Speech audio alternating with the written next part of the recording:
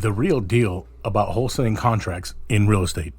While wholesaling real estate is an excellent entry into real estate investing, the intricacies of the wholesale real estate contract can be a bit off-putting. Watch our video to learn more.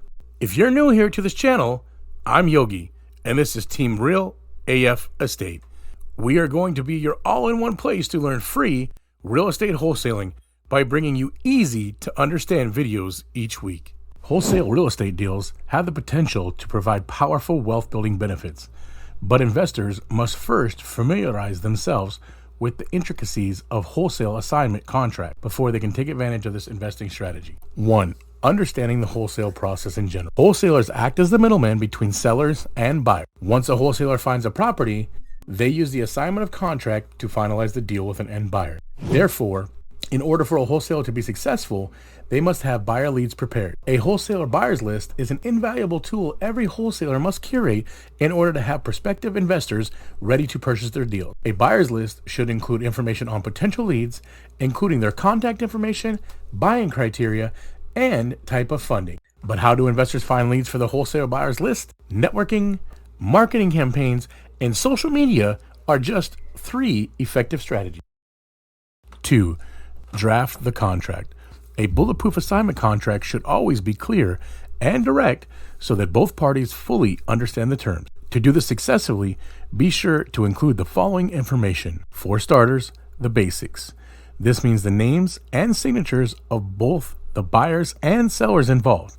A description of the property, meaning the address, legal description, and property type.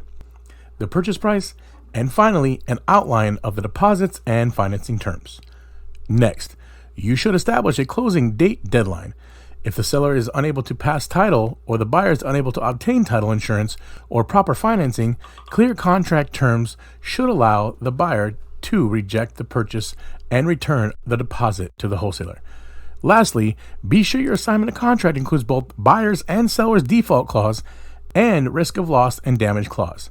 The default clause should outline the rights of the seller and buyer should either one default on the agreed upon terms of the contract, and include the risk of loss and damage clause will protect the buyer in case the property is damaged under contract. Overall, wholesalers should aim to include as much detail and specific information about a deal in their real estate contract as possible to establish clarity for both partners. 3. Assign the contract to your end buyer. As you know, when a real estate investor begins a wholesale deal, they first identify a motivated seller who agrees to sell their property under market value. When the property is purchased, the wholesale real estate contract is assigned. This means that now the wholesaler buyer has equitable interest in the property. The doctrine of equitable interest conversion enables the wholesaler to become the equitable owner of the property and have control it through the contract, but the seller maintains the title to the property. Next, the wholesaler assigns the contractual rights to another investor.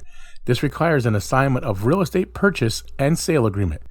This is a legal document that essentially states the new buyer is assuming the wholesaler's responsibility, including the purchase of the property based on the agreed upon terms. It is important for the wholesaler to attach a copy of the purchase and sale agreement to the assignment of real estate purchase and sale agreement to ensure that the new property is well informed on all legal details of the original contract. The real estate wholesale contract ensures that the wholesaler will collect a profit for their work. The terms of the profit will be included in the assignment of the real estate purchase and sale agreement, and the original deposit will be paid back to the wholesaler when it's assigned. The remainder of the profit comes after the transaction closes. Well, that's it, y'all. Thanks for hanging with us. I'm sure you're hungry for more insider tips and tricks on real estate wholesaling, so be sure to hit the like button, subscribe, and click the bell to be notified of our upcoming videos.